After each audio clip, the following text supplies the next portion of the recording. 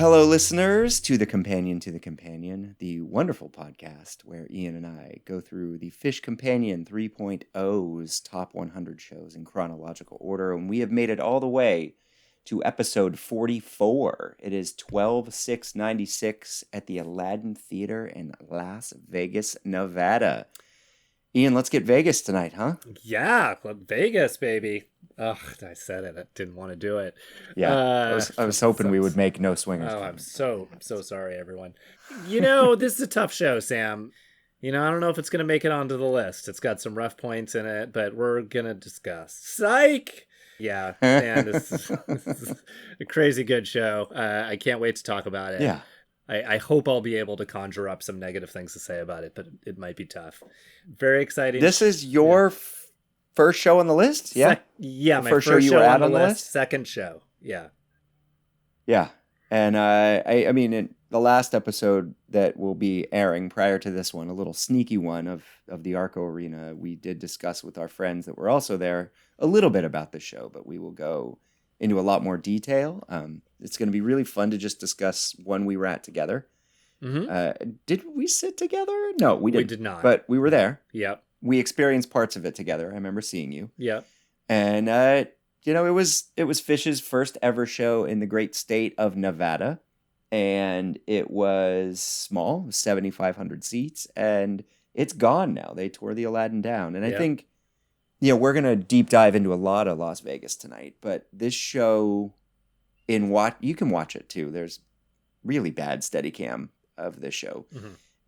It is old Vegas. It's not new Vegas. This is old Vegas. Right. And I felt, that stinky, kind of grimy Elvis impersonator Vegas was all over this show. And I had a blast. I felt tour worn at this point. This was my first driving, hundreds of miles tour.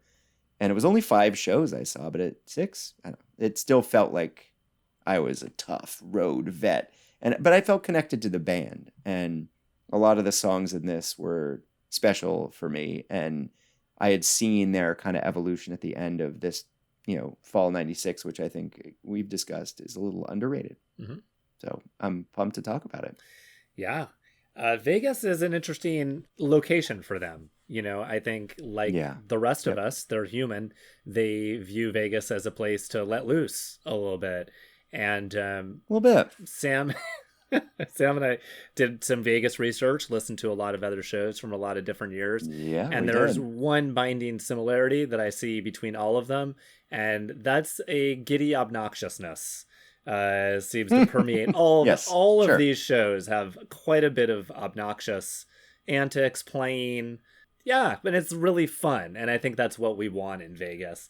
And I think this is the first year that they're there, and they're kind of figuring out what to do. But as we'll discuss, they came up with a great hijinks or a great unique thing to add to the show for the encore that was pretty special, and I think definitely works. But we'll get there. I guess let's start at the beginning, shall we? Yeah, I mean, they got classier. This was just schmaltzy. And, we will dive into stats, but they've played up to now 29 shows in Vegas, so no slouch. And I've seen 7. You've probably seen more than me. And I do feel like they did get classier over time. Yeah. And this was the schmaltz. And they really made it a Halloween hub later in their career, too. And a lot of great things happened there. And I think part of it is, we joke about Broadway Trey. Maybe there's Vegas Phish. Right. Like they bring a different energy, and it is a party, and there are special guests, and you see famous people, like Kid Rock driving around on a golf cart before the show. Like you see people around, and it's shocking, and you forget what a cool draw they are. And this was the beginning of that. Yeah. So, yeah. And a fitting opener to the show with Wilson, I guess, right? Absolutely. And I guess I'll just mention this now, just an addendum to the podcast in general. But if you have the Phish book or don't have the Phish book, get the Phish book. And there's a chapter that tells a story about a prank that was played on a friend of theirs this night after this show. And if you ask me, it's one of the great pranks of all time, and you should definitely look into it because it I think it adds a nice little color to their mood for the show, kind of knowing it's just what a huge night this was for them. And there was rumors, I don't know, you are more on the rumor mill than me, but I mean, at the time, there were rumors that they had partied pretty hard the night before. Oh, yeah, I'm sure I'm sure that they did. They had that day off in Vegas, and they were playing the Aladdin the next night, and it was the end of the tour, and it was a long tour, and they really were performing at the peak of their powers, and I'm sure felt good about themselves. So a well-deserved partying night in Vegas. I applaud them. And they still delivered the goods, starting with Wilson. Yeah, I like you asked Bowie to do. You're going to describe the drop. I thought this Wilson was just straight awesome. Obviously, It's a great opener, it's high energy, but it has a nice little extended noise jam at the end. It really just gets you so excited for the show. What were your thoughts? Yeah, same. I in listening to this period of Phish a lot lately, they really kind of move through styles. And when they are, especially, well, it's all of them. I like to say sometimes it's just Trey rocking, but no, man, there's moments in this show I think Fishman's drum kit's going to fall off the riser. There's some real rock and roll, and this was a super cool way to open. And yeah, big energy, especially at the end. And then, we had seen at the Poly Pavilion a few nights before the breakout of Peaches and Regalia. It had been a long time, and it was a nod to Frank. Right. And then I got to see this one, and then I got to see one on New Year's Eve too. So I was like, all right, they're just going to play this super, super cool Zappa instrumental all the time now. And then it kind of went away. But yeah. This one was great too. It was. I like the way the Wilson just like falls right into it. Like it's not like I think it's a true segue. Is it not? Yeah, the show construction here, all the way through, this set list was written, and encore side, this set list was written like a dream. It was amazing. I loved the construction, and Wilson to Peaches was perfect, and it I don't know if it is an arrow. Yeah. I don't like it. It just kind of falls. It just falls. It just kind of falls perfectly on the last note, I guess. I mean, the book basically gives this whole set an arrow, yeah, all the way through Llama, which is bullshit. But okay. Well, I think the Poor Heart. It does kind of fall into it. The Poor Heart 2001 is a real arrow, because there's a noise jam at the end of Poor Heart, and I'm like, they still rocking Poor Heart, and then it just turns into 2001. But yeah, the Peaches is not perfectly played, but it's damn close, and it's a really good version. It's fun, and then Poor Heart, smoking hot as always. Yeah, I mean people talk about Madison Square Garden, and I've seen a lot of shows there where when the whole room is dancing, it moves because it is suspended. Yeah.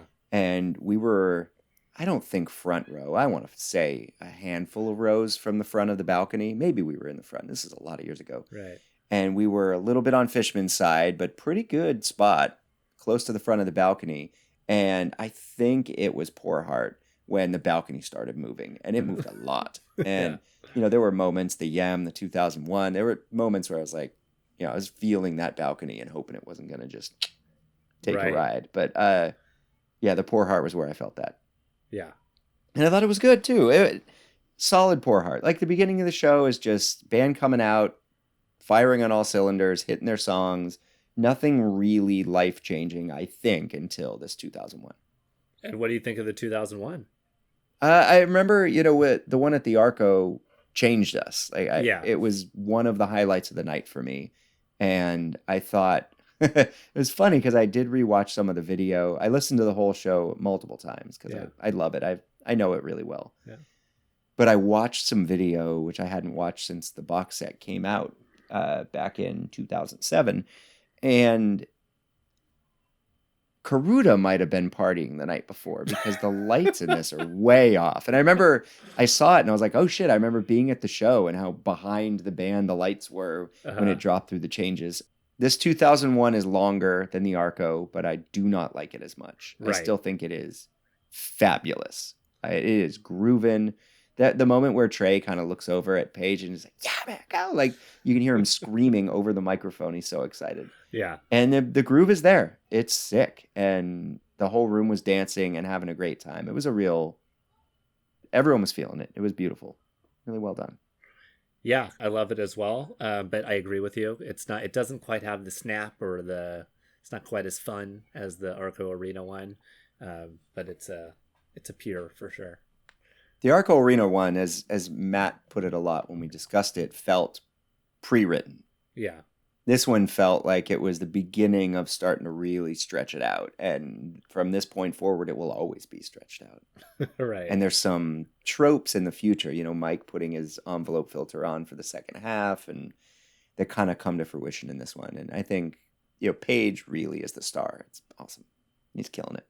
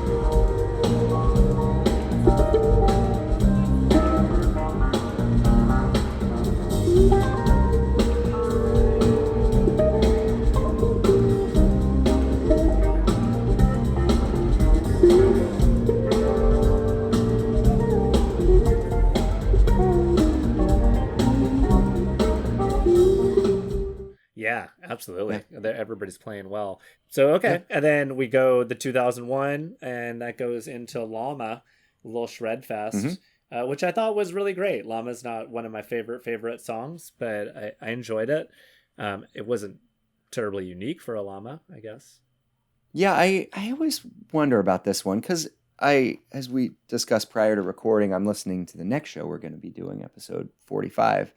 And there's a Llama in that too. And it kind of usually does the same thing. Yeah. But it is a chance for Page on the B3 and Trey to really let loose with some solos. And I really feel like the band still at this point is structuring sets where they try and do the ups and downs, peaks and valleys. And 2001 was a valley in some ways. It was a dance party, but the energy was different. And I think they wanted to get it up because between 2001 and Yam, it makes sense to have a rocker there. So it does. I agree with that. Yeah, it was good. Yeah, and it had like an extra, 30 seconds of them pushing it, giving it a little extra Vegas juice. Yeah. So it's not a totally standard version. And it fits, I think, like you said, it fits beautifully in with the set. So it's still a joy to listen. But then, we get to... the set's tight. It flies by, it's not a long set of music. No, it really does fly by. And I would just say as, this was my second show. So when you're seeing your second show, you're more set list chasing than anything else because you're not really, you're in no position to judge whether a version is good or not necessarily. So it's more just about what songs you're getting. And I was very, very excited, at this point in the show, even before we got the M. And then as soon as we got the M, I was super jazzed. That Yam was my favorite song. And this was like the one song I wanted to hear. And I didn't know it at the time, but getting it mid first set was a pretty special thing. It's a perfect spot for Yam, I think. Yeah. Like it shows like we're leveling up a little. And beyond the little, fuck up at the scream, I love this Yam. Yeah. It has such a great groove to it. And It's funny because I know you're, having a live one be the Yem that you kind of looked to as coming up as a Phish fan. Right. This one has that kind of feel at times, like the tempo similar, and it feels just perfect. Like it really is. The whole jam section is great. It's not, no one is really out there stretching into these giant solos. It's not ripping and shredding. It just has a perfect groove. There's a few moments in there that just get me, and it makes you want to dance and feel good. It's just a really, really great Yem.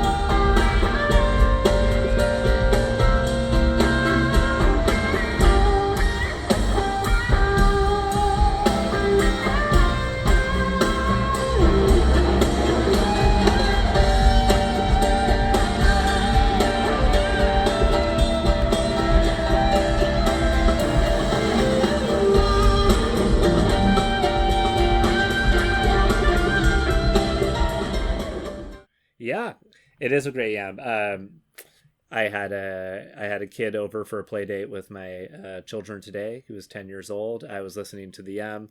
It was probably about 40 seconds into it, and he looks over at me, like a punk 10-year-old kid was like, "Hey, who is this? What's this song?" "It's Fire."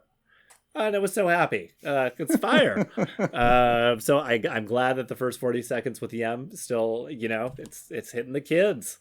Well, you texted me about that, and then you said you were looking forward to the vocal jam. So how did that go over? Did they were gone? Well, by then? He got distracted during the vocal jam, so he wasn't paying attention. But I know from previous listens with Bowie and Rio that the vocal jam went over very well. I might say probably the best of all vocal jams, and they enjoy a nice vocal jam. I mean, it's very funny, and I think at the time, yeah, it is. You can't help but think of The Simpsons or Homer, because I just feel like he had culturally sort of, taken Donuts under his wing, and now I can't disconnect Donuts from Homer. But I mean, I guess Donuts and Phish also.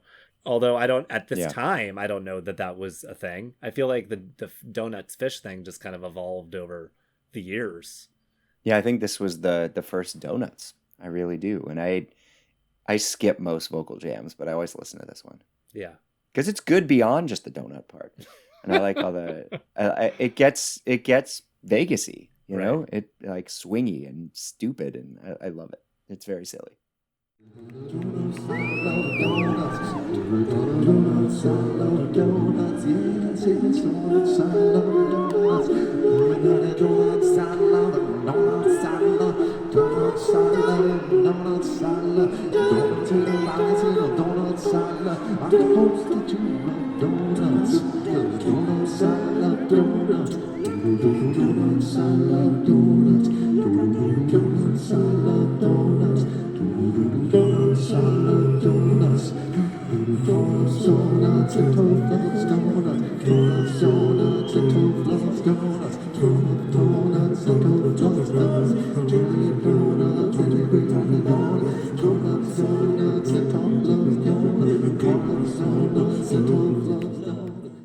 I think it helped them loosen up. Like they were pretty loose this show, playing great, but emotionally loose, but musically tight. It was great. And also feel like they have to know after this, You Enjoy Myself, that the audience is satiated, right? I mean, we were all so excited for Vegas. They know how excited we are for Vegas, and they want to feel like they delivered, and doing something like this mid first set is sort of like, they can be like, look, guys, we already did it. Now we're coasting. And they had so much more planned for us. Yeah. And I mean, the rest of this set is great. It's got, I think the Cars, Trucks, Buses, it's a little weird to have like that type of dance number right after the Yum, but maybe the vocal jam is enough of a break. Mm-hmm. But it was fine. Yeah. I didn't think there was anything particularly special. And then the Down with Disease, like the Yem, great tempo, solid playing, kind of thinks of like veering out into different territory, but stays close to home. And then it has a little, I'll be honest, I'm not going to shit on the show. It has a little trouble getting to the peak. Mm-hmm. A little bit of wonkiness, but still like really, it reminds me of the Red Rocks one from the summer that I saw where the tempo is just perfect. Like it's got this chugging kind of, you can dance to it Down with Disease. Sometimes they are too fast or too kind of out there immediately, but this one was good. Right. Yeah, I mean, I'm with you. I won't pull punches. I was at the time that I saw this show, the Down with the Disease, the Julius, You Enjoy Myself. These were like really huge. I was so excited to see these songs. I cannot say it enough. I came on in '94 and I loved Hoist. I thought it was great, Yeah. And then I used to just love that combo of Julius Down with Disease on the album. So like when they played both of them in the same show, I remember after the show, I remembered them being together and saying they played Julius in a Down with Disease, and everybody was like, "What? No, they didn't." Yeah. But that's how I remembered it. But I do think the Down with Disease and the Julius are the low points of the show. I think they're like the two jams where they just didn't quite get there. Where they're great, awesome energy. I mean, everybody's playing great. But I think if they could have just focused a little bit more and found something, both of those songs can and have been much better. Yeah, I don't skip them. No, they're not that level, but they aren't go-tos immediately. I mean, this show has the go-tos. And in this set, like the real go-tos for me are the 2001 and the Yem. I go to both of those every time. And then after the Down with Disease, we close with Frankenstein, which, like Wilson, is the perfect set closer, the bookends, I think. They are the perfect bookends. And there is actually quite a nice segue, I believe, from the Down with Disease into the Frankenstein as well. Yeah, not bad. A lot of faux arrows in this set, yeah. Sam not giving it up for the arrows. There's better ones later, don't worry. Am I wrong in assuming that a bunch of arrows or pseudo arrows in the first set is kind of special at this time? Is that kind of unusual? No, not necessarily. Maybe. Okay. I think it's just well written. Okay. I think they planned it out really well. This show feels planned. There you go. It's curated Phish again. Yeah, which is good. But yeah, Frankenstein was ripping. I did want to address the Cars, Trucks, and Buses just real quick again. In the Clifford Ball episodes, I discussed how much I love Cars, Trucks, and Buses and how much I loved that version. I also love this version, but I came to the realization that at the time that I fell in love with this song, I didn't yet know that I loved New Orleans R&B. I think I just, it's like, how sometimes you just love a style of music and you don't know you love it, and then you just kind of like slowly learn and you're like, oh, this style of music is really for me. And I think this song definitely is playing upon all those tropes, and is like a very fun, like rockin' New Orleans R&B kind of take off. And is that, I don't know, at least that's the way I feel about it. And I think that's really why I love it so much. And then when I discovered Alan Toussaint and, Professor Longhair, and started really getting into the meters, of course, we're not to the meters yet in my musical evolution, or you, when we saw this show. Right. So we're kind of hearing these styles of music, but we don't know where it comes from. And it was kind of really an amazing journey learning all about that music, and then kind of going back and seeing all the influences and other music I loved. And this song is a prime example. I guess this is just my way of trying to give an Alan Toussaint shout out. Here it is. Always. By the way, I went to the post office and they had these beautiful Alan Toussaint commemorative stamps. Picked up a book of those. Gorgeous. Yeah. Nice. You're going to have to, you get an Alan Toussaint stamp in the mail from me, you did something right. Let me put it like that. Yeah. That sounds great. I like that. All right. So we're at set break. We've got two more sets to go, really. 1.5. Yeah. I don't remember this set break at all, which is probably a good thing that I was having such a good time that I had to block set break out and just get back to the music. Yeah, let me give a shout out to my seatmates. I was sitting next to two gentlemen named Kevin Hemstreet and Rain. Rain, I don't know your last name, but you're an amazing dude, and I love you. And this experience I had with these two guys was just so memorable because Kevin and Rain and I didn't really know each other on a one-to-one basis. I had just kind of like, I mean, kind of Kevin more than Rain, but I had hung out with Matt D, who was their friend, and them a bit. But it just kind of turned out the way that the seats were that I was going to be sitting with these guys, and we were sitting towards the back of the balcony, and you were more up front. At the time, I was a very poor waiter, and I enjoyed smoking the herb, and I got what I could, and I brought a little with me to Vegas, and I had a sort of amount that I could smoke. But Kevin and Rain, on the other hand, it seemed to be just... Didn't he roll like a giant joint for the show? Was it like an ounce in a joint? Sounds very likely. But what I can tell you is we never stopped smoking the whole entire show. All 2.5 said it was never a moment where I wasn't being passed something. And it just kept coming. And I was like, this has got to be hundreds of dollars that we have just consumed during the show. Vegas, yeah. And it was pretty amazing. And I was just, so I thank those guys forever. And I got to say, Rain was one of these guys that we went to a lot of shows with over the years.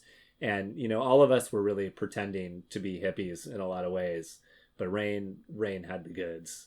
I think he came from a family like that, and he was like the real deal.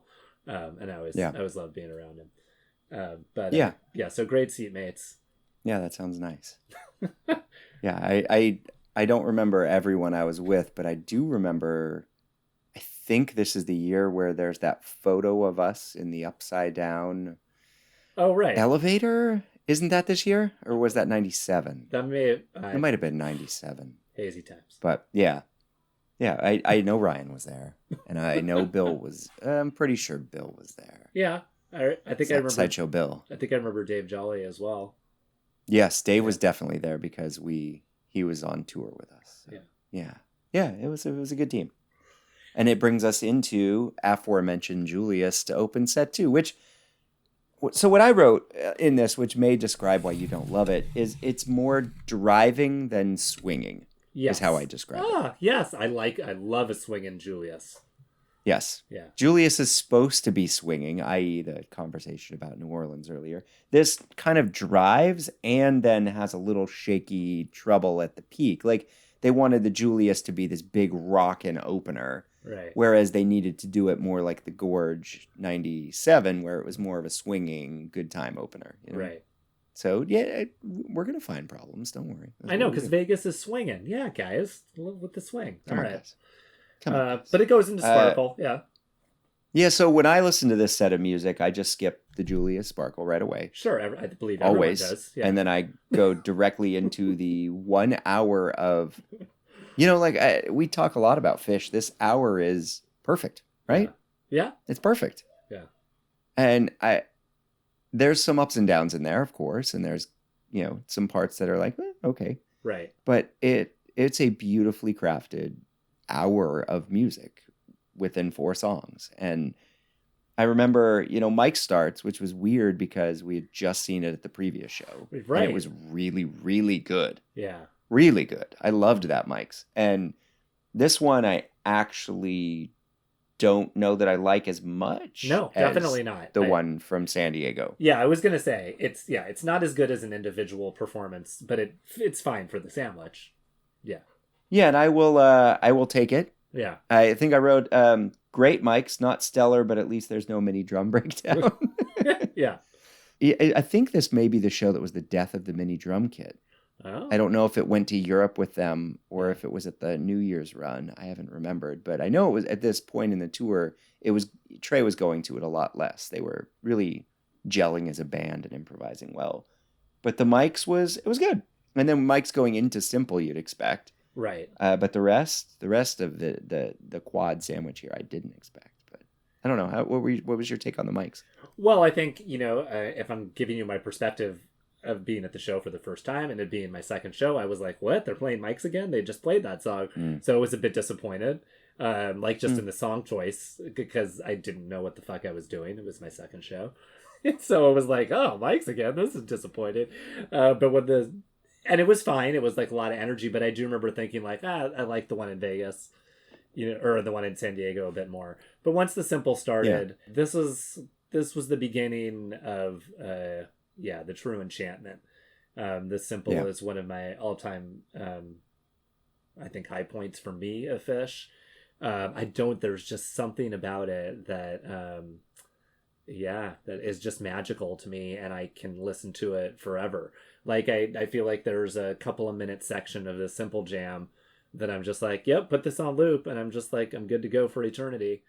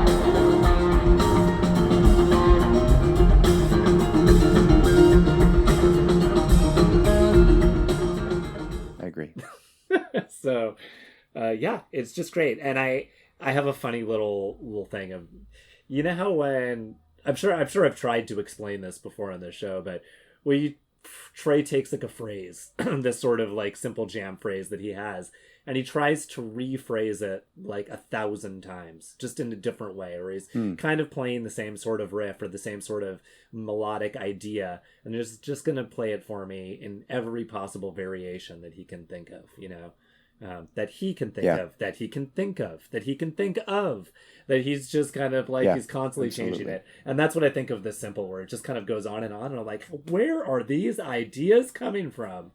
Yeah. Anyway.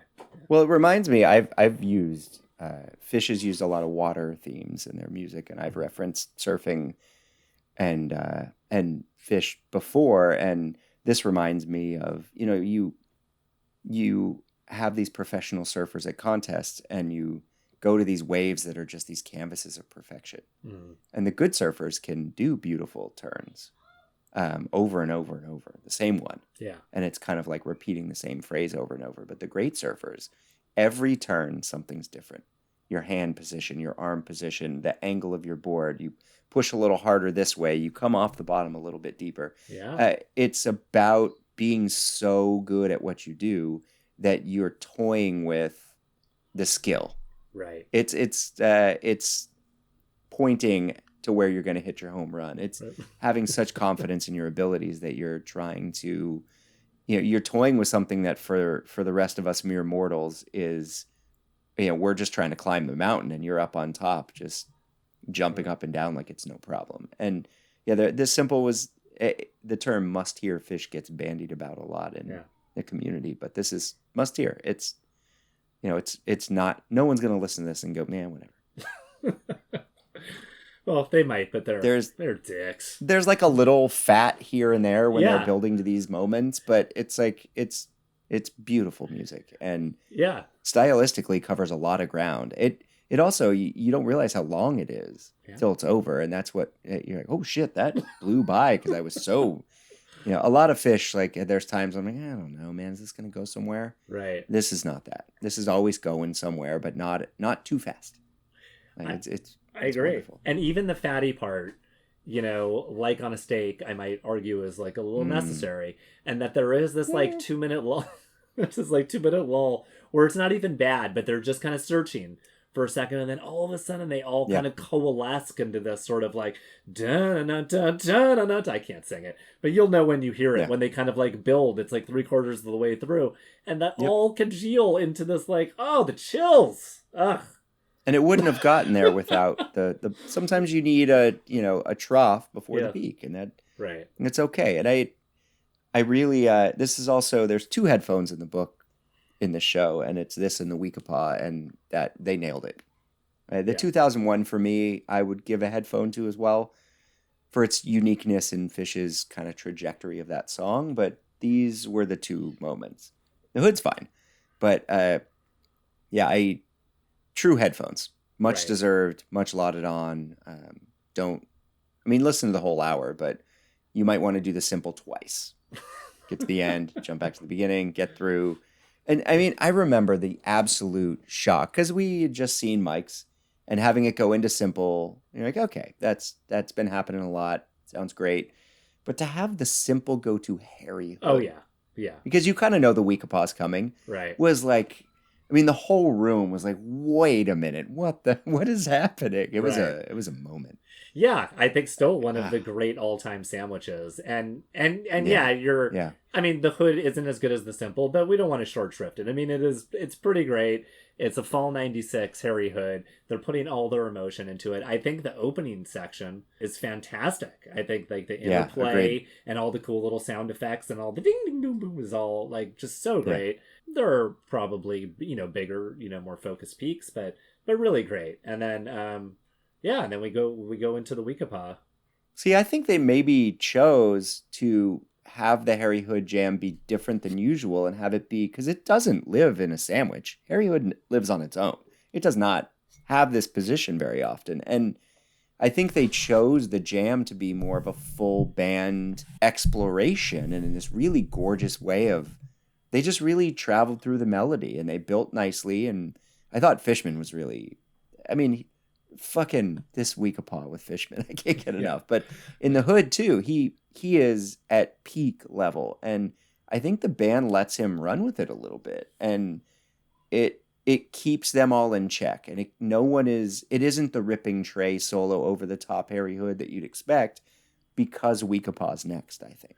Right. Like Trey's holding on to it, and I think it creates a really different experience of the song. It was cool. It was cool in the moment too. I remember feeling like, wow, this is different. It just felt great. I loved it. Yeah, I can't even imagine how lost I was in the moment at that show. I was, didn't know what the hell was happening. And you're in the town to be lost. Like all these shows we've seen in Vegas, every time I've gone, I think we both have a mutual dislike of some of the grossness of that town. Sure, I think you said 48 hours. I think I can do 72 and I'm out. Yeah. But there's also a part of me when I'm there where I just feel loose. I feel good. I feel like I can do whatever the fuck I want, and no one is going to say anything to me because the guy next to me is doing 10 things beyond where I'm going to be. And it's that everywhere. It's Sin City, and you don't have to, you feel free. Yeah, it's the city-sized version of a Phish show. Only even more debaucherous and much grosser, with less kindness between strangers. But yeah. The Aladdin Theater was not the big thing in town this night. Absolutely not. Vegas. Funny. Okay, so the Weekapaw is smoking, like you said. Some great Trey.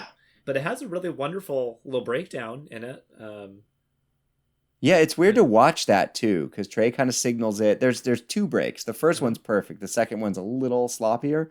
But I listened to this Weekapaw a lot I put it just like right under. It's 9.9 under New Year's 95 for me. Wow. This one was, I'm obsessed with this Weekapaw. It is perfectly played. The band is so hot and so on fire. And like truly it feels like it when you're listening. And then I just rewatched this, a couple hours ago. Yeah. And Fishman is almost knocking his drum kit off the riser. He's hitting so hard. He gets so excited about the stops and nails them. And the band is like, it is peak. And I remember in the moment, we just had this in Vegas again, where something happens and I laugh out loud. I can't stop myself. I feel giddy laughter. And I remember feeling that during this Weekapaw. It was incredible.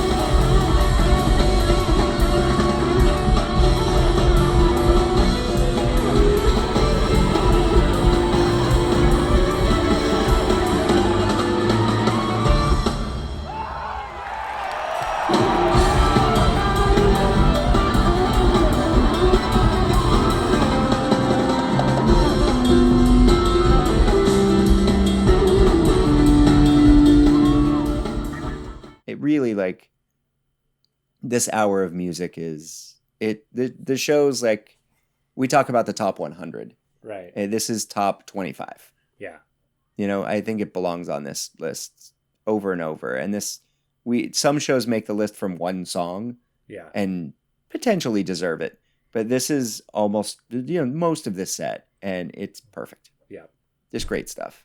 Yeah, there's another little moment in this Weekapaw. I guess it would be during after one of, I can't even remember where it is, but where Trey kind of takes off a little bit in a softer way, and he's using a more watery effect. And it's just gorgeous again, where I'm just like, wow. Yeah. And I remember being there for my second show and watching that Weekapaw and jaw just on the floor.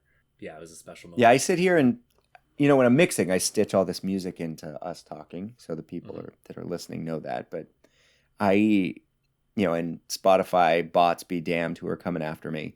But I'm going to have a hard time stitching anything in from this Weekapaw because T2B crushes. I don't know what I'm going to do. I can put the breaks in, but then where are you going to cut it? Right. Because everything around it is just, it's just glorious. Let's do the last 30 seconds.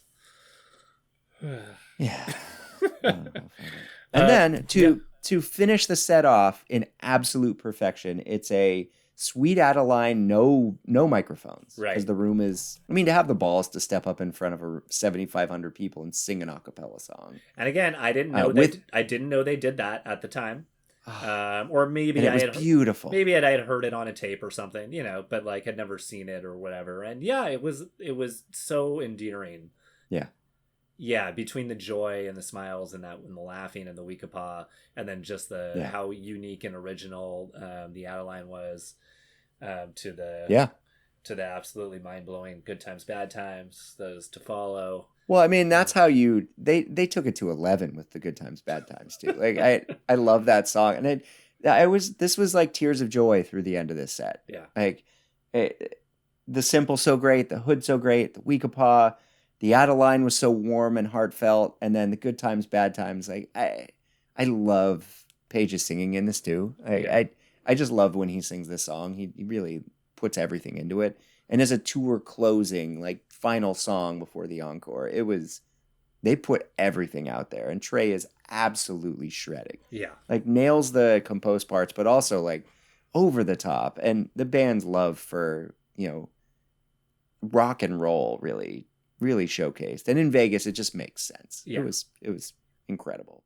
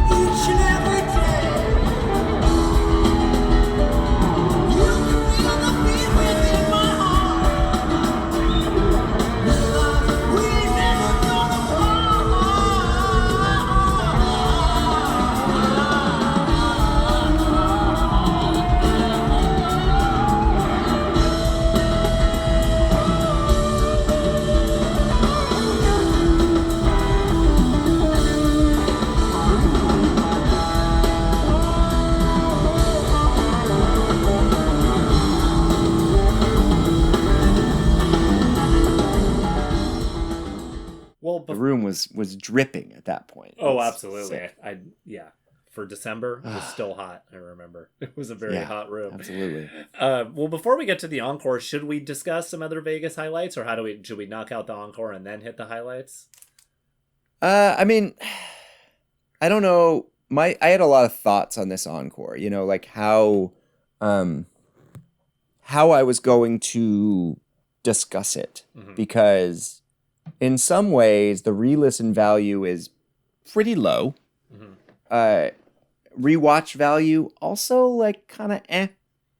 So I was thinking it might be fun to just read the description of it from the Phish Companion. Okay. And comment on that and call it a day. Okay, I would say I disagree, and that I think it has value. I think it has re-listen and rewatch value, but read your thing. Yeah. It's good, but it's like I think what happened was kind of a hot mess. It is a hot mess. But it's also super fun. It is very fun. But I mean, I am torn between, and I remember feeling this at the time, I am torn directly between would I rather have the band come out and play a perfectly great Harpua with a funny story and some guests. Sure. And then close Harpua out and call it a night. Yeah. Or even Harpua and then Susie Greenberg or whatever and call it a night. Sure. Right. Whatever. Yeah. But I think it gets off on real shaky footing because due to the special guest, they changed the tempo and timing of Harpua. Yeah. And it was really awkward in the moment too, because I knew the song well and was, especially listening to 7/16/94 so much. And like, this is my first Harpua. I'm so excited. And then it wasn't Harpua because they did it differently and it was very strange. Right. And it's cool seeing most of Primus up there and stuff. But there was also moments where Les Claypool's just like ripping these bass solos and then looking to Mike, and Mike's like, I don't play bass that way. That's right. I don't need to wave my dick around in the air to make everyone think I'm fancy. I'm part of the team. Right. And so that was a little strange. And then all the guests, what was John McEwen doing? Did he fly from, and then I heard stories that they met these Elvis impersonators the night before. And I just, it was a lot. And that one really ripped, kind of short, sexy dancing Elvis dancer was too much, man. That guy was like humping the air for 10 straight minutes at the end. And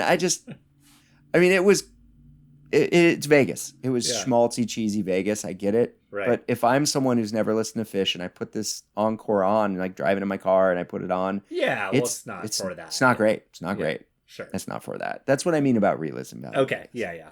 It doesn't have Yeah. Okay. I'll agree with that. For us it does because we were there. Right. Yeah, I guess. Yeah. I mean, who doesn't love Elvis impersonators? I mean, he takes it too far with the Susie Q. It was uncalled for. I agree. Okay. But it was very funny. It was funny watching Phish lose control of their own stage. Yes.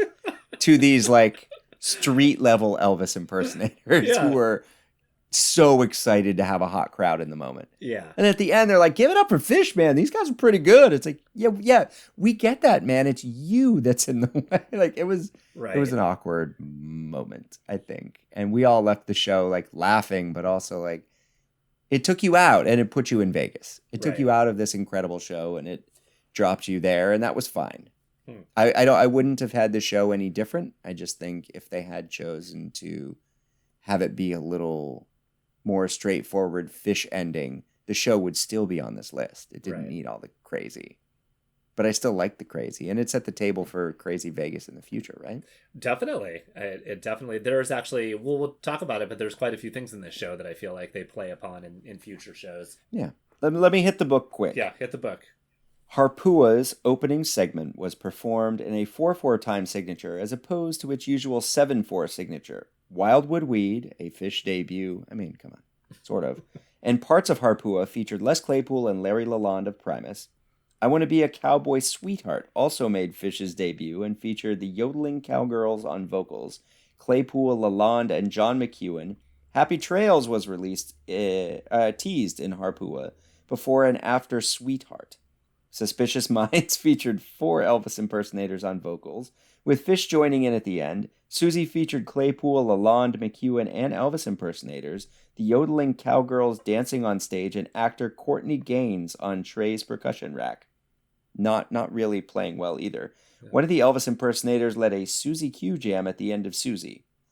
Yeah, it was just semi-controlled chaos, and at times it felt like a lot of people not really having control over this freight train, you know? Right. Yeah, I'm just soaking in everything that you're saying, and I don't. I think you're absolutely right. I think maybe I'm just the right audience for something as stupid as this. Well, do you feel differently in the moment versus now? Well, I feel like in the moment.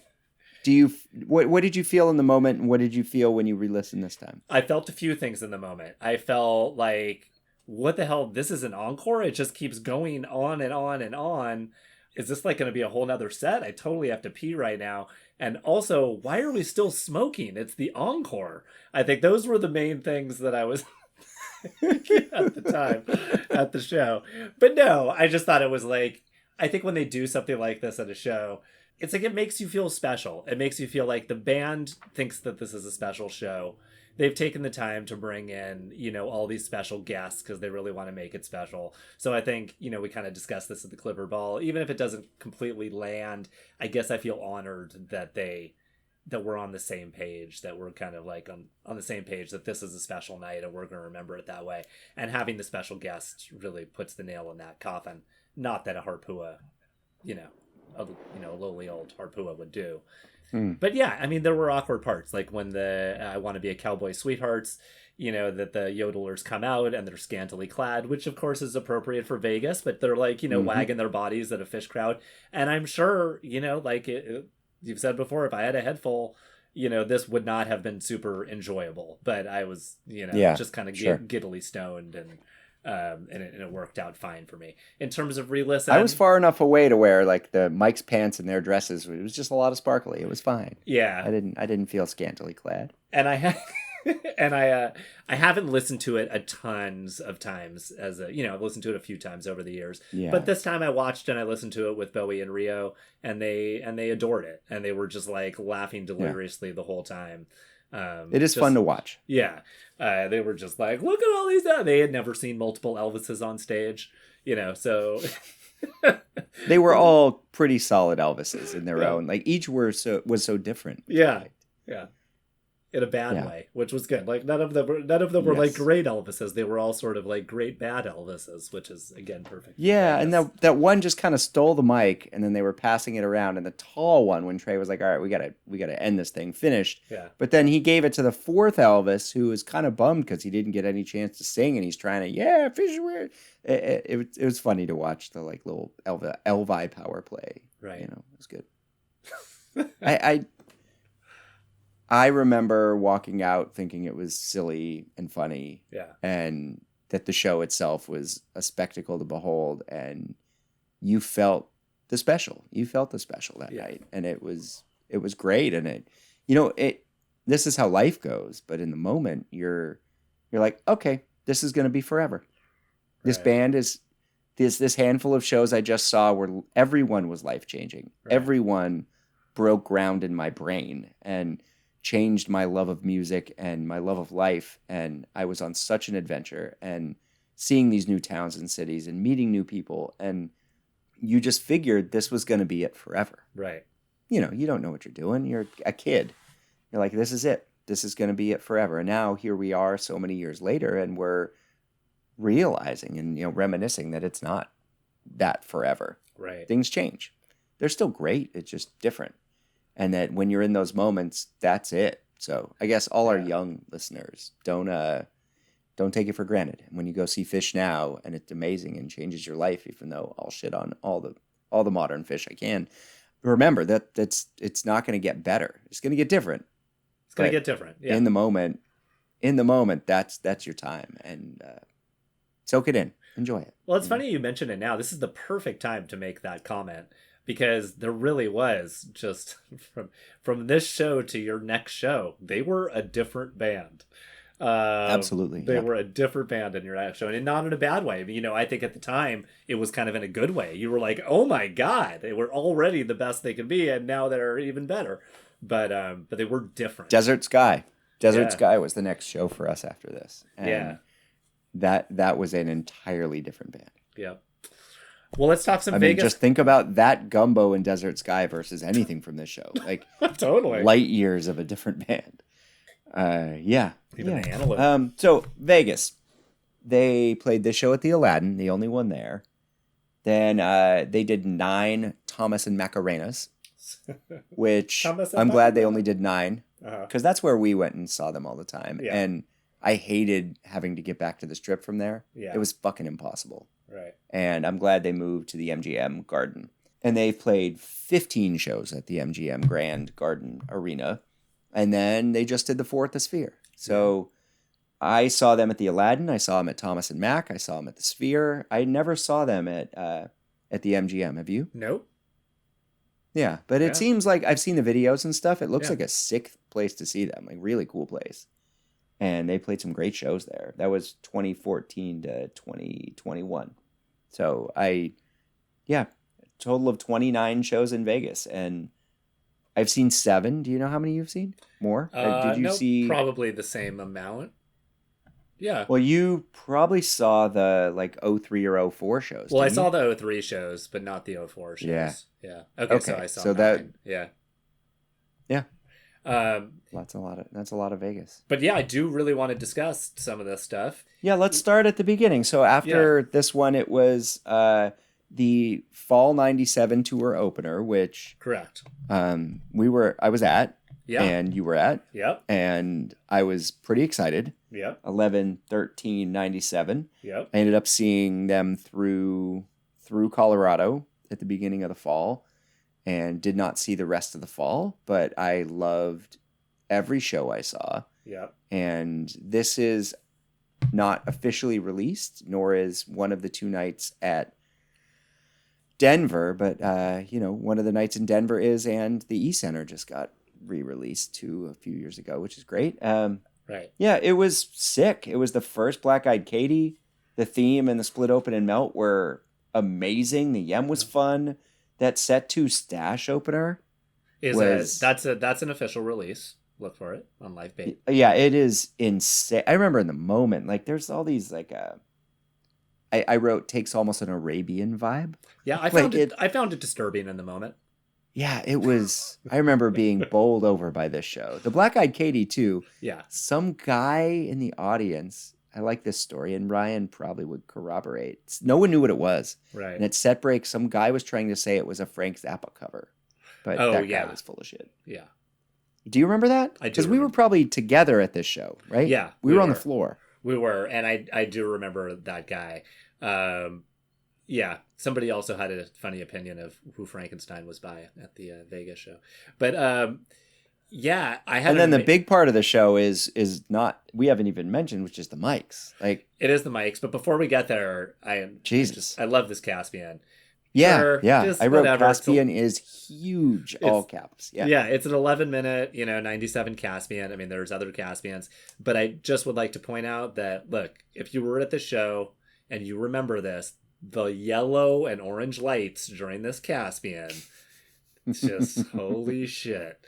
Just the visual and the audio really came together for me during this Caspian, and I just thought this is like one of the most beautiful moments of my life. Just the kind of floating, the beginning with the yellow and the orange and the white lights going, and peak memory for me from that show.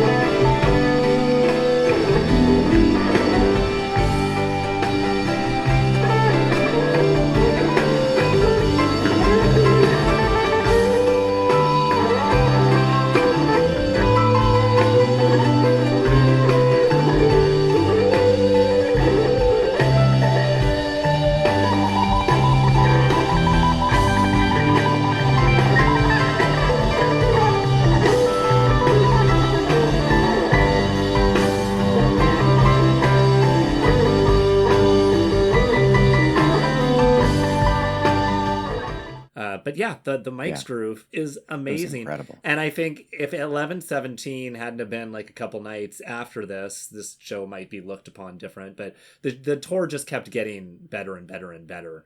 But I mean, damn. Yeah, you can't make every show on this tour on the list. But there is a moment from every show on this tour that is, God tier Phish. Right. And the Mike's has 3 jams. Yeah. Like, normally there'll be 2, but this one has 3.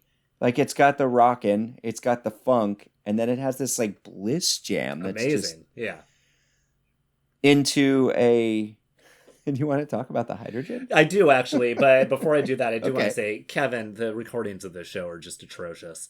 And I've just, there's digi noise during the Mike's jam. We got to get an official release on this. But yeah, the hydrogen was really funny because it was like we were watching this perfectly played show. And then the hydrogen, on re-listen, Trey is really going for it. He's trying to find new space in this hydrogen. He is trying to jam this hydrogen. And he is moderately successful until he's not. Yeah. Yep. And then when it's not, it's pretty rough. And then when it falls apart, it just completely falls apart. And I do remember laughing out loud in the venue because I was just I had never seen Phish make such an abhorrent mistake before. The train was off the rails and everybody around us was just looking at each other like, what is happening right now? This is insane. But it's really only like 8 seconds. Like when you listen back, it's just a few seconds. It's not like it was a long period of time. But Phish does the Weekapaw make up for it though? Yeah. I feel like it is, dude. I have this moment, like you in the Caspian, of Paige at the beginning of this Weekapaw, hitting this one run. And every time I hear it, I'm like, oh, I get the fucking tingles. It is so good. Yeah. Well, whereas the one in 96, they do a little start-stop action. This is, we're going to keep speeding up, right? Is the theme of this one. It just keeps getting faster and faster and faster. To the point where, like, Fishman, how are you even playing this? Yeah. Yeah.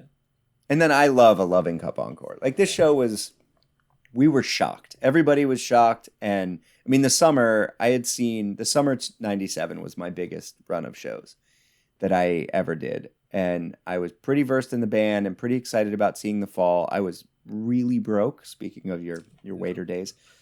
And so just making it up to Denver and back was a real feat. And part of it was because we were sleeping, I don't know, 10 to a room in Vegas. This was the year we stayed at Circus, I remember. I remember everything about this year. Yeah. And then we drove to Utah that was freezing cold. I remember it was so cold that night. We were not ready for the cold. And then we went to Denver and we stayed at friend's place in Boulder. We stayed at Doobie's house in Boulder. Right. And the only reason we were able to go there is because we had somewhere to crash. Yeah. Like we were doing it on a shoestring. And the way to do it. It was great. It was great. And wintertime, driving through the mountain passes, and we were in the Mitsubishi Montero in Sideshow Bill's car, and that was fun. Well, yeah. Okay, so that was great. And then we jump to the next year. We've got Halloween '98, which I think we can kind of skip over because we're gonna discuss that when the time comes. Yeah, I think we should do an episode on 10/30/98 because it should absolutely be on the list and is not. Okay, sounds good. So we're gonna just skip over those. Yeah. And then 98 was insane and perfect and wonderful, and we'll skip it and we jump to 2000. Yeah. And you know what? On re-listen, there are just a lot of great stuff in the shows. More so in Do the you 29th. remember? Yeah. Were we together on the 29th? For the second set, we were, but yeah, not for. Do you remember what happened to me? Do I don't remember what happened to you. I just no, yeah, on the 29th. I feel like it was an exciting night for you. I know you were with Jacqueline, right? I don't. Yeah, I need to be, judicious with my details, I guess, because this is a public forum. So I remember it was a good night, though, right? I have some real brain imprints of a lot of the Phish moments of this night. So okay. Before the show, I had our roommate was dating someone who had a friend who was like, "Here, there's like this many on these pieces of paper," and I was like, "Okay, sure." I just threw it back. No big deal. Was Andy throwing during the course Hollywood party? During the course of the first set, I became increasingly, as high as I've ever been in my life. Right. Okay. Yes. This was one of those nights. Right. And I remember the Spock's Brain, which was sick and mind blowing. The Mellow Mood really helped me. Yeah. That song followed me around a little bit in my life. The Gin, still, it's amazing. People don't talk about this Bathtub Gin. It is sick. Oh yeah, super sick. Especially the first and.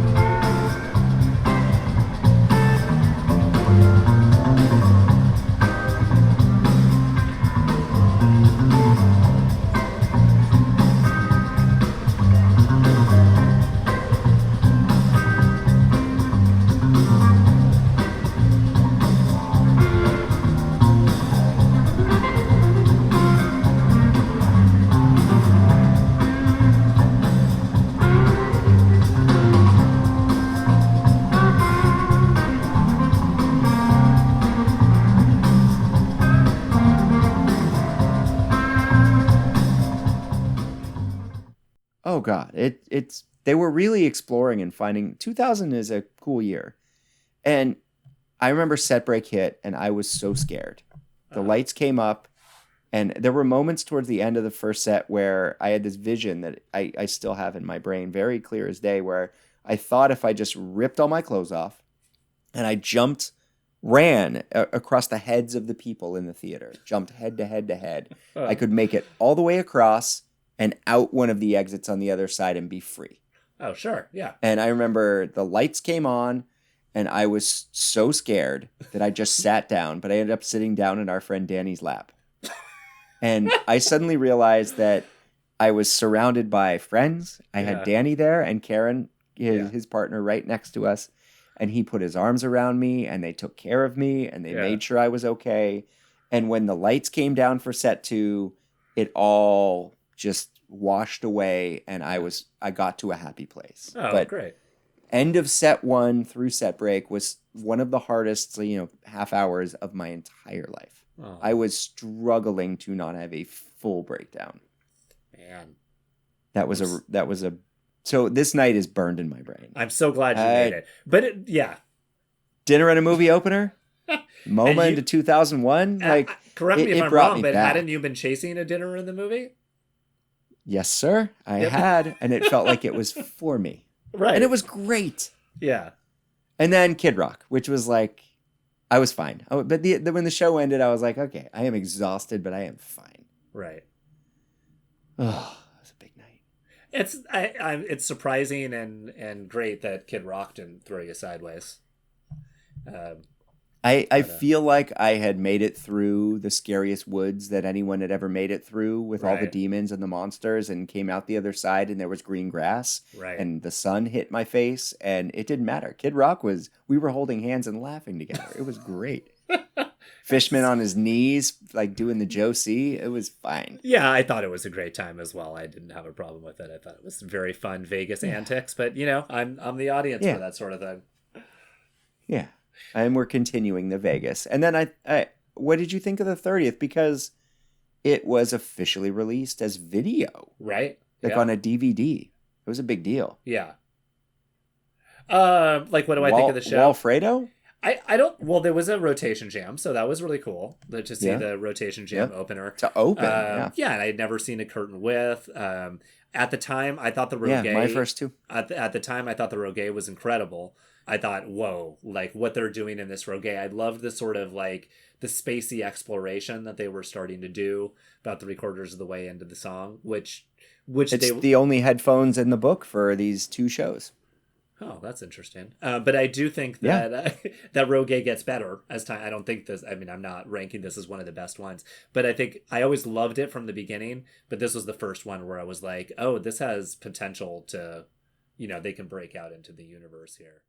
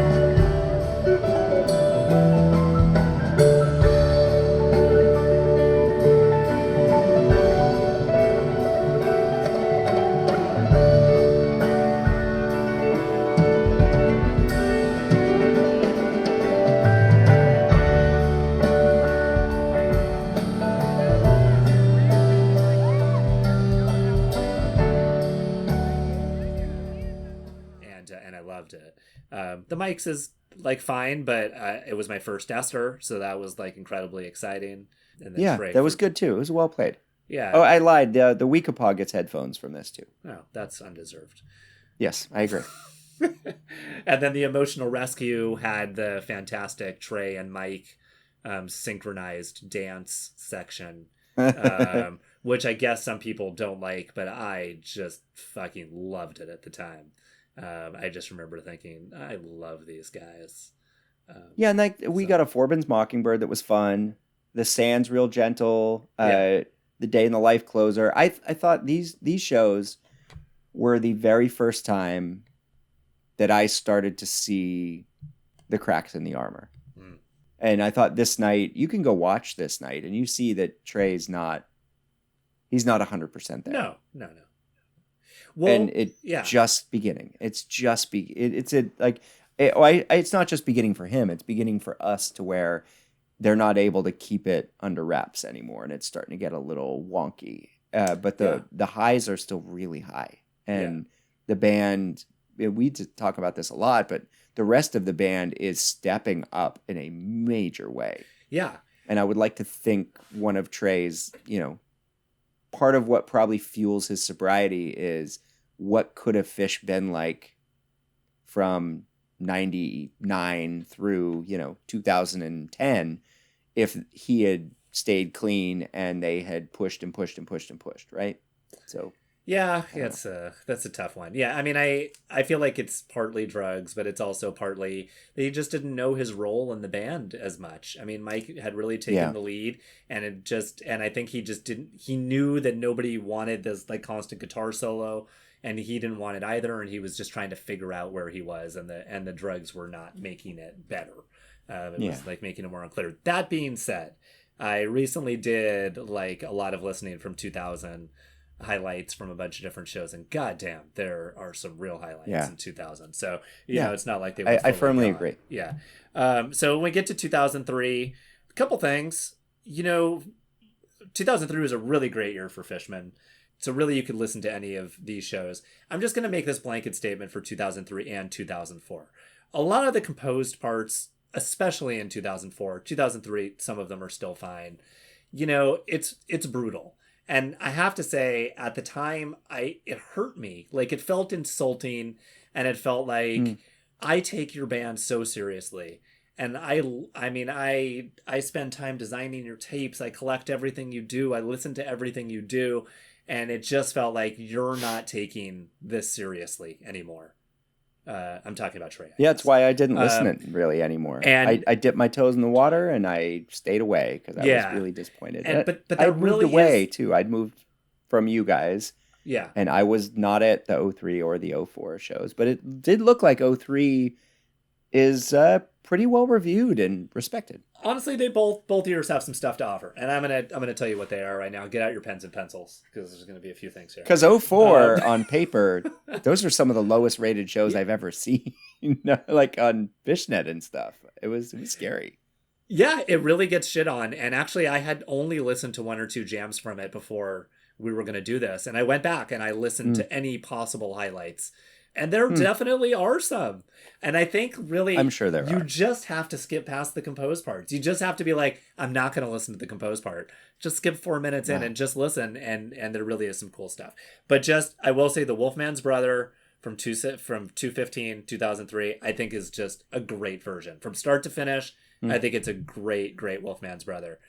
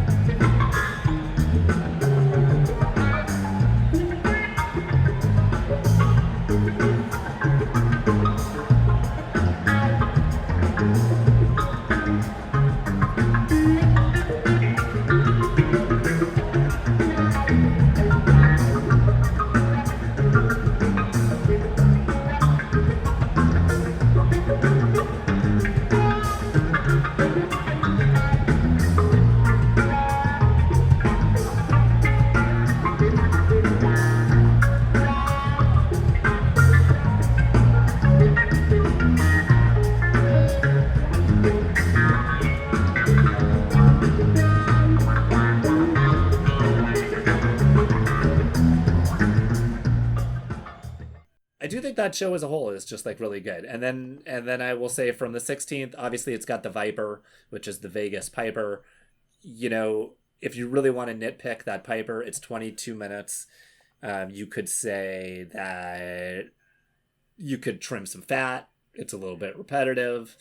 But the fact of the matter is that rhythmically they were dialed in, and the last 8 or so minutes of this jam, the last 2 minutes of this jam, whew, I mean, if you want to hear an example of the power of someone, of just like Fishman stops playing for 3 seconds, just Fishman drops out for 3 seconds, and this whole room just changes in an instant in the most euphoric way, where it's almost like they're building, and then Fishman drops out for a second, and in that dropout, all of that energy that had been building gets immediately sponged in the entire audience.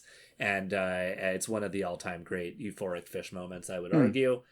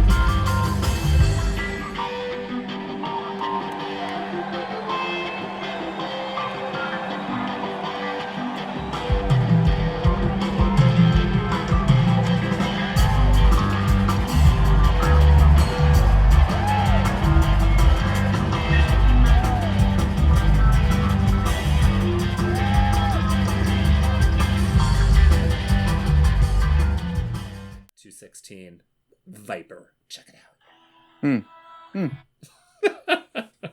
Many may disagree, but I think it's right. And then I loved the David Bowie catapult David Bowie to open that show. And the Round Room, I think, is probably my favorite version of that song from that Vegas show. And of course, Golden Lady. How do you not love that? Yeah. Okay. Yeah. Not often. 2004, 415 is generally considered one of the worst shows they've ever played. I'm not going to argue with that necessarily, but from that show, I do think the Roguet is worth a listen. I think that the composed section is a mess, but I think once they start jamming, like I said, they just take off into space and they find some really interesting, beautiful sections. I can't recommend it. But why are we feeling like, why was it so bad? I think you really just have to listen to the composed sections of a few of these jams. But I know why it's bad. I'm like, why was the band there? And it's such a like. Well, I think Trey was shocking. Sick. I think Trey was sick. I think is the sort of thing is that it wasn't necessarily drugs, but he had like a viral infection, and then by the last night he was like, that things were coming back, is what lore tells us.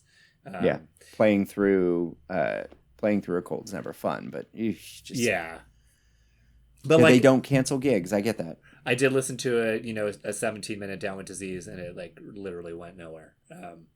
So that must have been frustrating. The next night, 416, I think the Rock and Roll, which is in the 2 spot in the first set, is 12 minutes, really great. And then the taste is 12 minutes and 26 seconds to close the first set. I like when they use taste to close because they're really going to make it big.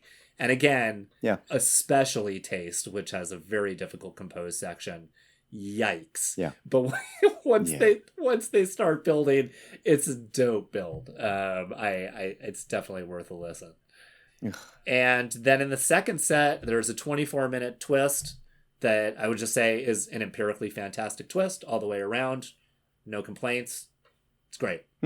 Wonderful noise manipulation, layering. Band is really connected, really locked in. So if anything, you get a 24-minute jam for the run. Was it worth several $1,000? Yeah, I think that really is like the story of 2.0 Phish, is that if you dig for it, there's some incredible stuff in there. Yeah. But you've got to dig a little bit. You know? Right. Yeah. I think something we forgot to mention about the 2000 show. Did we mention how awesome that Wilson is? An amazing Wilson. Oh yeah, no, we didn't. Yeah, I think you were probably maybe things were a little dark for you. No, that's there. But yeah, that's I would consider that for possibly a best of. If I'm going back and listening that was to awesome. Wilson's. And then the final night, 2004. Yeah, not much for me here. Yeah, that's okay. But then we skip a long way to 14, which we won't discuss. Well, I guess we can discuss, but Halloween 14's on the list. Right. Okay. Yeah. As it should be. Which is great. As it should be. Yeah.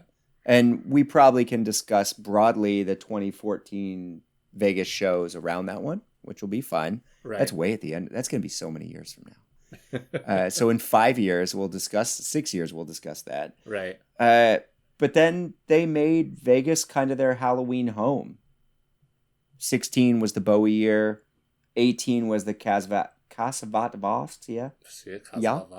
And then 21 was Sci-Fi Soldier. So I think there's tons of great Phish in that point. I don't know if you want to... I'll just highlight a few things.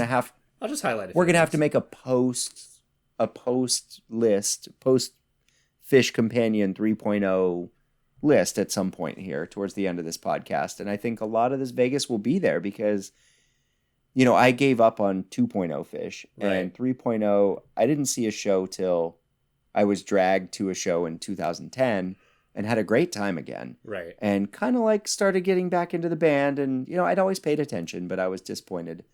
And I started to pay attention a little bit more, and I thought almost every one of sans Bowie, because I thought that show was a train wreck. Right. Because I'm a big Bowie fan, and I don't know how you try to recreate that, but I appreciate the effort. I thought that, all of these, the Spooky, the Kasvat Voss, the Sci-Fi Soldier were incredible. Mm-hmm. Absolutely incredible. And I watched a couple of them live. I loved them. And I really feel like that's the kind of 3.0 Phish that we'll have to reckon with on a list of 100, Yeah, for sure. I'm trying to be more on board with Sci-Fi Soldier. I got a little bit further on my research this time, but it was rough for me the first time. I'm not totally sure why.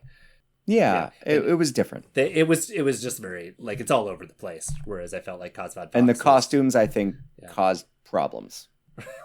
I think the costumes were actually hindering some of their skills and performance. And, there was winches lifting them in the air, right? There was a lot of stagecraft, and I think the material on its face was pretty good. Yeah. It was, and I appreciate, maybe this is another one of those, the encore from this show where you have to watch it a little bit because the stagecraft is part of it. I totally agree with that. It's Vegas, right? It's Vegas. I will say 10/28/2016. I mean, I suppose if you're, a modern Phish fan, that this golden age is an all-timer. But just in case you're not familiar with it, it is legitimately fantastic. And it deserves to be in the pantheon of big Phish jams. So, that 26-minute golden age is really great. Then in 2018, the Kasvat Voxed year. God, did I love Kasvat Voxed. Oh, man. Yeah, that was really. I kind of jumped back into Phish for a little while with that. I was like, guys, fuck you. That was awesome. Nice yeah, job. I think we'll like as we get up there, we'll start to talk about it. But I did. There's a really great Mercury from that year from 11 to. But I listened to a bit of the Haunted House set, and just I forgot at how powerful Martian Monster was in that first performance. Yeah. Like what that must have felt like to experience, the Birds or Martian Monster that first time must have been pretty I remember crazy. watching that, and it blew my mind. It fucking blew my mind. I was so impressed with just that was the funny Phish back. That was the cheeky Phish. That was we have all this power and this money and this fame, and we're gonna give it back to you. Right. And they were trying to use their creativity to get out there again. And like I said, it's almost like the dark side of Broadway Trey, Vegas Trey. Right. And it's not Trey, it's Vegas Band, because I feel like they use these Halloween shows. They used to cover all these albums. Yeah. And then I feel like New Phish is like, how about it all started with let's cover ourselves. Right. Let's play an album that's coming out soon. That show I remember watching live, and I had a little baby with me for part of it, who's now a grown-up, 12. And I remember feeling the emotions of that show and being blown away. Yeah. Like how visceral and how scared the band seemed and honest. And it was so cool. And I think they took that energy and they rolled it down the road with Halloween's in a way that it reshaped what the band is. Their musical costumes became, it changed the game. Yeah. It was boring for them to say, we're just going to cover an album. Yeah. It was like, maybe we write an entire album. Maybe we write an album for a fake band that's not us and we just do it this one time. That is so cool. That is so cool. It is. And I thank you for this segue, amazing. Sam. This is something I've been wanting to discuss. Is what comes next for Halloween. So, there's a lot of talk of Phish performing at the Sphere for Halloween. What to do? I'll tell you what to do. This is what needs to be done. Mike, you need to re-fall in love with film. And you need to make a movie in the Sphere format. A Halloween, perhaps a horror. Obviously, it's going to have a comedic edge because it's you, Mike. But a horror comedy movie. I'd really like to see you exploit this venue. And then the band can soundtrack the movie and perform it live as we watch the movie in the Sphere on Halloween. And that is what I would personally like to see. I'm one of your biggest fans, Mike. I love Inside In. I apologize. I love your soundtrack Outside Out, but I even love the movie Outside Out even more. And Rising Low I thought was great. So yeah, I would love to see you make something for the Sphere. I think that's would be my dream. Yeah, I mean, that kind of bookends this whole thing too, and that us getting to see a show at the Sphere together was pretty amazing. And I thought there was some really great music that night. There was some sloppy, but there was some really great music. And I think the Sphere, I think we all looked at each other after and said, this is the evolution of what music can be. Yeah. And if the Sphere makes it, fingers crossed, because that place is bleeding cash. I think that them doing something there on Halloween would be the right step. Right. And I think that could be amazing. Yeah. And if I'm happy to sign a waiver. I just have some that like you can take it too far on the physical front. I will sign a waiver. I'm content to be in a room where half the audience is throwing up. I want to be there. I wonder how that works, because for them to say like we understand how to, like, we know we could hurt people with visuals and we didn't want to go too far. Yeah. I think we both would choose to let's take it that far and see how we feel about it. Because I think we're both ready. Yeah. I'm ready. I'm in. And I'm ready to just be, sober as a cucumber, sitting there in the audience saying, take it too far. Let's go. I'm ready. I love it. But I think we could talk Vegas for hours and hours and hours. But I also think that because of this podcast format, we have multiple reasons to talk Vegas in the future. Yeah. Because Phish keeps killing it there in the future. And they may even keep killing it in the future as we're recording over the next few years. So yeah, we'll see what happens. But that was Vegas, and everybody should listen to this show. And I think everyone probably has, but it's easy to find. You can go on YouTube and watch the video. Really, just get out there. This is this is one of those that should be on the list, no doubt. And Ian and I both enjoyed. Yeah, and I think we failed to mention Mike's sparkly pants, but Mike was wearing sparkly pants. No, I mentioned. Oh, you did. Loved them. Yeah. They matched the dress of the yodelers. Oh, yeah, that's right.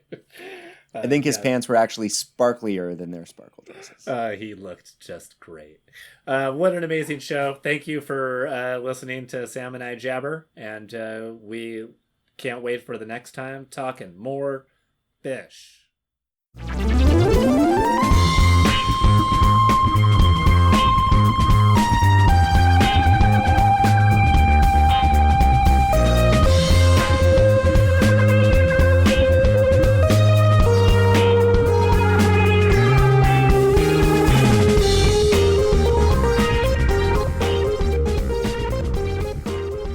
Hello there, friends, and thank you for listening. If you have any questions, comments, concerns, or would like to reach out to Ian and I about anything at all, you can find us at companion2thecompanion@gmail.com.